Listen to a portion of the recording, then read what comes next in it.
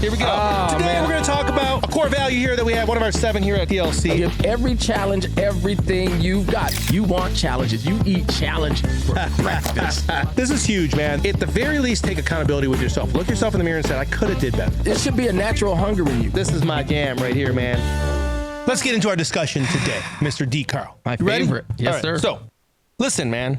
This one here is so important to me. I've learned so much about this core value. Our standard is giving more than what's expected. Some of us do this naturally, but man, when you can rally a bunch of people around this initiative, around this mindset, you can really make a difference in the world. Okay? Our standard is giving more than what's expected. Effort and conviction go hand in hand. Without conviction, effort fizzles out.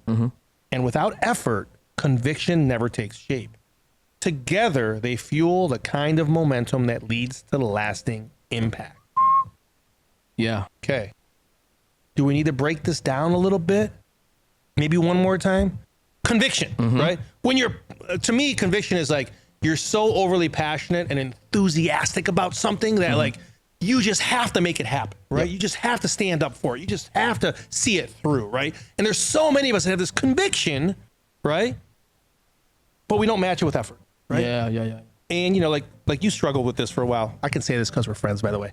Like, he was so convicted about writing a book. I don't want to say you weren't putting in the effort because that's not true, but your effort was kind of balancing family and work life and all that stuff, right? And you would go 3 days in a row, and then for 3 weeks, you never told me this, by the way, for 3 weeks, you probably had to stop, and then you try to start and stop, right? But man, that conviction, eventually though, the effort came, right? And then 40 Biblical Truths was published. In reality, right? Okay. So, but I'm telling you because we're friends, me and Carl. Well, I think we're friends, right? Yes, sir. Okay. Brothers. Okay. He's been convicted about it since the first day he told me, man. Yeah. And so what's cool about that is your conviction really made me root for you. Yeah. And once in a while I'll be like, hey man, like what's going on with the book, right? Because there was something about that passion and that conviction and that enthusiasm that you had that, hey man, the world needs this and I know I need to do this.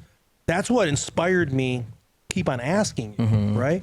Then man, one day you put the effort in. First it was mental effort. I remember one day you told me, you said, hey, I know I've been stalling on this book, but I want you to know that it's going to be done by this time. Yeah. Right.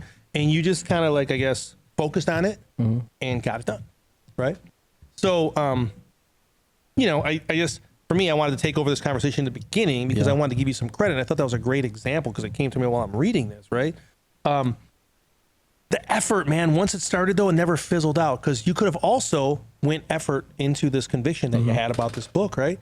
And the effort could have started to wane. Right. And if the effort started to wane, I mean, the book still might not be published, right, or written. Yep. But also, this is a very important part for me anyway. When you stop giving effort, oh my gosh, it bleeds into the conviction. Yeah. It's crazy, man. When you stop being convicted about a purpose, a mission, your effort starts to wane. So sometimes you do have both going, but you've got to protect them both. Yep. Right. And so how does that relate to us, to maybe to our business ventures, to our relationships, to our healthy lifestyle journey? Man, you've got to be convicted about it, right? You've got to be like passionate about it, enthusiastic about it. And then you got to put in the work. And if you don't put in the work, the conviction's not going to be enough. And if you are convicted, if you put in the work, but you're not convicted, that's not going to be enough. And if both of those are hitting on all cylinders, but one of them starts to wane, it's going to bleed into the other. So as soon as the effort starts to wane, maybe you need an accountability partner. Yeah. As soon as the conviction starts to wane, maybe go back to your journal and say, hey, why am I doing this? Why did I start this journey? What were my goals? Right? Because sometimes we forget, right? So again, when you finally match your effort with your conviction, protect both of those things because they go together like a horse and carriage and love and marriage. You can't have one without the other. Oh, Blue Eyes. If y'all didn't recognize that, if you didn't catch that. I'm going to piggyback, John, because I think I got the word that would complete this whole story. Okay. So I'm going to march you all the way back to 1991. I won 5th place in a statewide essay contest. You did. Share the Dream. Coca-Cola and WKBD, Channel 50. I don't think we have Channel 50 anymore. But Coca-Cola. We might. I won 5th place, and calculate, go Google how many Really? students were in Michigan schools that were seniors in 1991, and you'll see that it was fifth place. You know, we don't celebrate fifth place, but this was fifth place out of a statewide essay contest. I think statewide fifth place is Statewide okay. is pretty good. Yeah. But here's what happened, John. There, I was convinced that I was a great writer. Which is great. I was convinced, right? I was convinced when I had a manuscript. The book I released is not even the first manuscript I ever had. I've had that for about 20 years, and I'm gonna put that in line to be printed and published. But I was convinced, right? But because I didn't have a cat who, honest, this is where, and here's what I'm trying to get to. I was convinced, but I wasn't convicted until I had a brother who said, Carl, you've been talking about that book forever.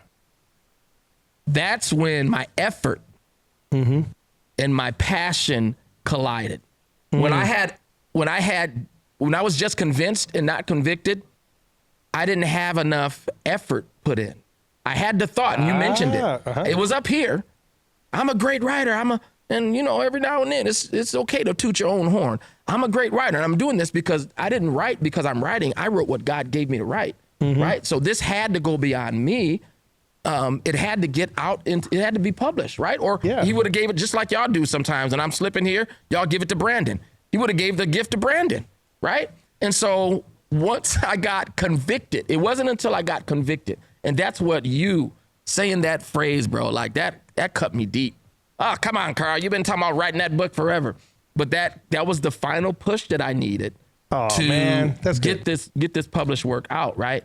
And so I have to shout out here, our standard is giving more than what's expected. Effort and conviction go hand in hand. I have to shout out Jack Fallon. I have to shout out you. I have to shout out the TLC story because I see that in here. Without conviction, effort fizzles out. And without effort, conviction never takes shape. You know what happens when you're convinced but not convicted?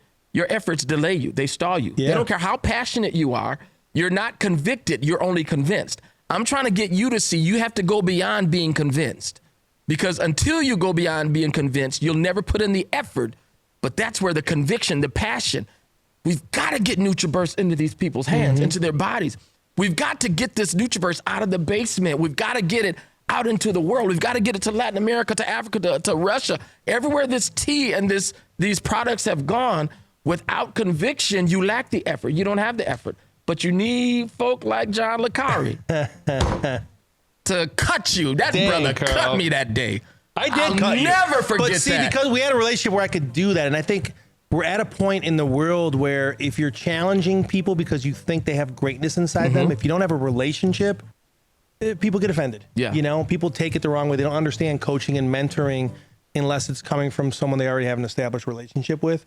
But yeah, I mean, you know, we're supposed to challenge each other. What was the result, John? The result was something great. What do you mean? You wrote a book, you touched people's lives, you brought people closer to Christ. Like you helped them with an understanding on a deeper level of that relationship that maybe they already had. Right. So great things happen. You met some new people. Some people met you, right? Yep. Let me shout out Jack again, you know, because he had us do that dream section. You know, what is your dream, right? I put it out there.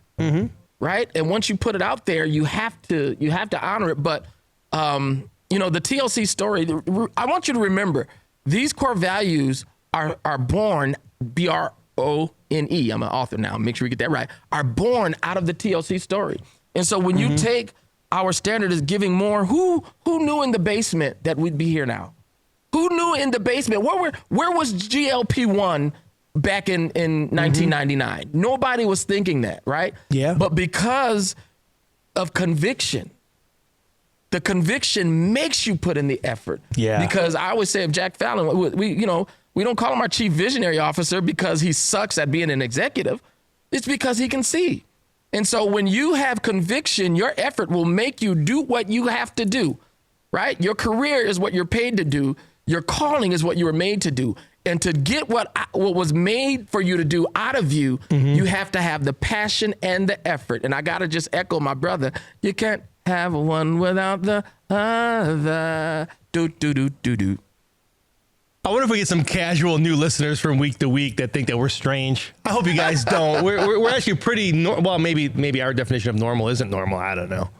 But Yeah, man, conviction, effort. Like, listen, I'm going to say something real quick in closing because you made me remember it. And for those of you that have read my weekly core value emails that I write or my messages that I write, this maybe won't be a surprise to you, or it'll really kind of make you say to yourself, like, oh my gosh, okay, I get it now. So when I was in 9th grade, I had an English teacher, and English wasn't my first language. I know many people don't know that. I'm not using that as crutch or anything. I mean, I was always like just a little bit below my grade level in English and above my grade level in everything else, right? So it was something I struggled with because it was not my first language. But I had a teacher in 9th grade. Every month, we had to write a 10-page story, right? He was really into writing, and she thought writing was beautiful, and she was passionate and convicted about writing, and she wrote all the time, and she had books that she had authored and published and stuff, right? So that wasn't really like, not only was I not from that world, I didn't even have anybody in my environment that was like reading books and inspiring people to read books, right? So, that's just my truth. So she wanted us to write, right?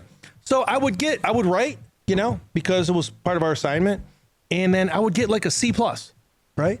So the C pluses though was because she would mark me down for grammar. She would mark me down for misspelling, right? But then she would always tell me, you're a great writer though. I think you have so much potential, right? My teacher would tell me that, okay? And so you're this kid and you're like, but I got a C. Yeah. Sometimes I get a D. Sometimes I get like a B-, but you tried, And but at the same time, she's telling me I'm a great writer. And it took me so many years after that class to realize what she was really trying to tell me. You're a good storyteller. Yeah. That's what writing is, right? You called that one right. But she never told me, Yeah. you're a good storyteller. She never said, hey, I like reading your stories. Yeah.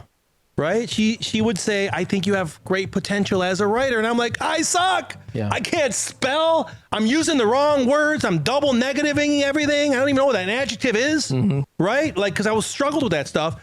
But what she was really trying to say, what she never told me, right? So I say this as a way to say articulation is so important, man. When you've got someone in front of you that you believe in, if you can articulate it correctly, like, hey, here's what I'm trying to tell you, right? That was never told to me. Yeah. Now I tell stories, And someone just recently told me, I'm like, hey, did you read last week's email? And they're like, no, man, I want to be honest with you. Can I be honest with you? I'm like, sure. They're just too long, So as soon as they told me that, I was like, man, okay, I want to put myself in other person's shoes. Let me go to my office. I went to my office. I closed my door. I turned my timer on my phone. I read my email out loud in a normal pace. And it was 4 minutes and 15 seconds. And then I realized at that moment, the email's not too long. The story isn't too long. I suck.